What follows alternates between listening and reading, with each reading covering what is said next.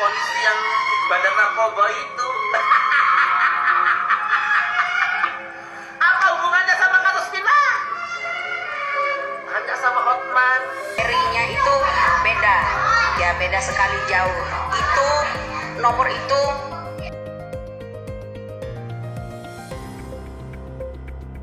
Oke, selamat datang di channel Update Seleb bersama saya Indra Kotiba. Oke, seperti biasa kalau di video kali ini kita akan mengikuti ya alur cerita dari kasus Vina ini dan kejadian-kejadian yang mencakup ya kasus Vina ini. Oke, let's go. Kita langsung aja ke videonya dan kuy. Bongkar yuk tentang Hotman Paris. Yang pertama yang teriak-teriak, yang membela kasus Vina, tete bengek. Setelah tahu kebenarannya, langsung berbelok. Kenapa seorang berbelok? Kenapa si Hotman bisa berbelok? Udah tahu kebenarannya, masih ingat seorang Hotman pernah membela Teddy Minahasa. Siapa Teddy Minahasa? Oknum polisi yang badan narkoba itu. Apa hubungannya sama kasus Vina? Hanya sama Hotman. Kenapa dia berbelok?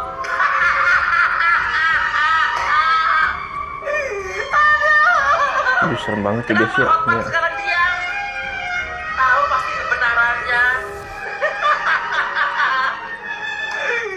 Pelaku yang di penjara itu, yang sekarang yang dituduh pelaku pembunuhan, yang melakukan pembunuhan Vina itu bukan pelakunya.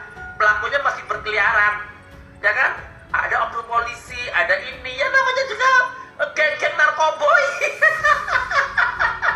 Waduh guys, serem banget ya aku lihat video dari Mbak ini ya. Jadi Bang Hotman ini menurut wanita ini berbelok dari kasus Vina karena ada sangkutan pautan dengan ya yang dinamakan narkoboy. Karena menurut wanita ini kalau Bang Hotman itu dulu pernah ya berada di kasus yang sama, yaitu ketika dia menjadi kuasa hukumnya Teddy Minahasa. Waduh, mengapa jadi rumit seperti ini ya guys ya? Tanya tuh si Pak Hotman, pasti paham, ya kan? Kenapa dia berbalik arah? Berbeloknya secara pelan-pelan ya. Tiba-tiba tenggelam, dulu menggebu-gebu, langsung dipuja-puja ini sama orang-orang yang koplak permanen. Pak Hotman baik. Ini membela rakyat kecil. Membela apa mau mengukuhkan dirinya? Bahwa dirinya orang yang masih bisa dibicarakan.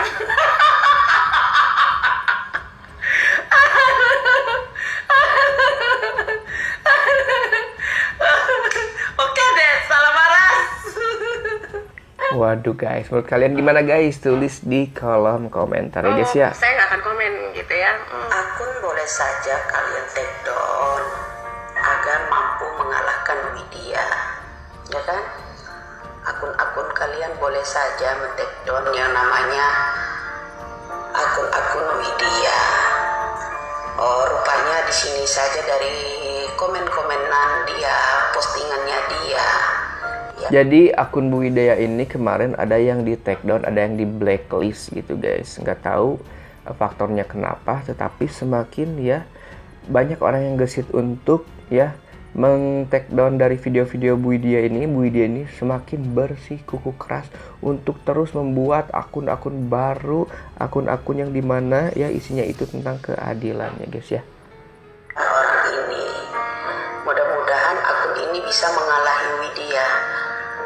Kalau yang namanya akun bisa aja kalah dengan cara apapun asalkan ada uang, bisa bayar orang untuk men-take down-nya. Tapi otak itu nggak ada yang mampu orang mengalahinya. Pola pikir orang itu udah diukur oleh Allah Subhanahu wa Ta'ala. Kemampuan seseorang itu udah diukur oleh Allah Subhanahu wa Ta'ala. Jadi antara kekalahan dan kemenangan ya hanya Allah yang atur. Paham ya? Jadi seorang Widya itu hanya milik Allah Subhanahu wa Ta'ala, bukan milik pengacara. Ya. Paham? Porsi daya pikir manusia itu udah ditaruh oleh Allah Subhanahu wa Ta'ala di dalam tengkorak kepalanya masing-masing.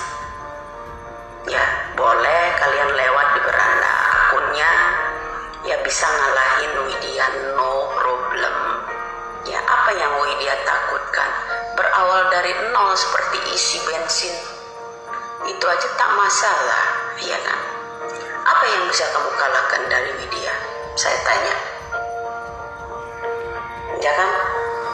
Karena pola pikir kita, manusia di dunia ini, sudah diberikan porsinya masing-masing. Jadi menurut Bu Widya ini, meskipun ya akunnya ada yang take down, ada yang backlist, tetapi dia akan menyuarakan suatu kebenaran, keadilan ya menurut dengan kadar dari pola pikir setiap orang itu beda-beda. Dengan pola pikir yang dimiliki oleh Bu Widya akan terus bergerak untuk mengungkapkan suatu keadilan yang terjadi di kasus ini, Vina, guys, gitu guys.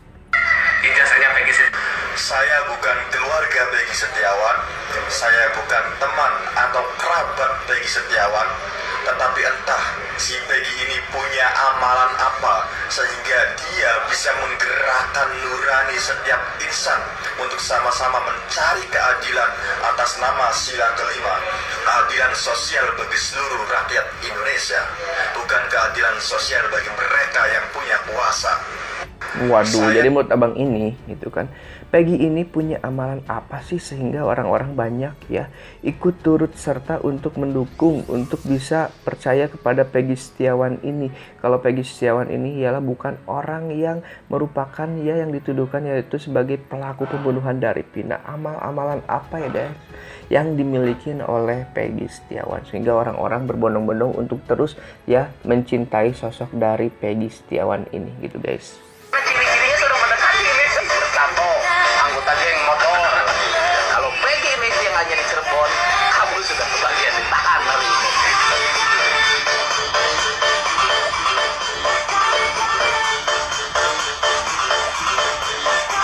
Jadi pesan dari video ini, kalau misalkan Peggy Setiawan yang di Cianjur ini kebetulan dia tinggal di Cirebon ya, dengan ciri-ciri yang dimiliki oleh Peggy Setiawan Cianjur ini, pasti katanya kalau kata Pak Deddy itu, pasti Peggy Setiawan Cianjur ini pasti langsung ditangkap, langsung ditahannya guys. Tidak mengenal. Yang orang itu ya, itu yang bolong-bolongan itu Pak Deddy, itu tolong dicek. Bisa saja itu orang ini, karena di kita cek itu nomor yang namanya ijazah yang bolong-bolong itu Pak Deddy itu tidak terdaftar di satuan pendidikan, itu aja Pak Deddy ya. Kemudian di pertengahan yang namanya umur apa namanya bolong-bolong itu kan ada sejenis rahasia dari kelahiran ya, jadi sejenis rahasia dari tanggal kelahiran seseorang itu punya Elis Pak Deddy. Jadi tolong nih Pak Presiden ya, amati semua nomor ijazah tersebut. Boleh buktikan kalian kalau nggak percaya. Nomor yang dari bolong-bolong itu serinya itu beda ya, beda sekali jauh. Itu nomor itu ya dari 2016 ke atas seri bolongan tersebut ya. Kalau yang asli tidak seperti itu. Mereka itu nggak ngerti ya bolongan-bolongan itu arti kode ya, kode itu ya, kode kalian harus tahu. Tapi di pertengahan ada 4 huruf itu ya seri dari tanggal kelahiran ya. Jadi kalau ada orang ya kaget dengan omongan saya mengenai ijazah palsunya seorang DPO, ya jangan bilang kalau saya bohong pula ngarang-ngarang. Jangan bilang pula kalau saya bilang mereka bilang saya itu tahu dari seseorang ya. Jadi saya harap Bapak Deddy menelusuri kembali kode yang dibolong-bolong itu Pak Deddy, kode yang bolong-bolongan di ijazah paling atas itu ya Pak Deddy. Itu yang paling menentukan itu di pertengahan itu ada kode kelahiran seseorang ya. Jadi salam waras aja, semoga Indonesia jauh lebih pintar.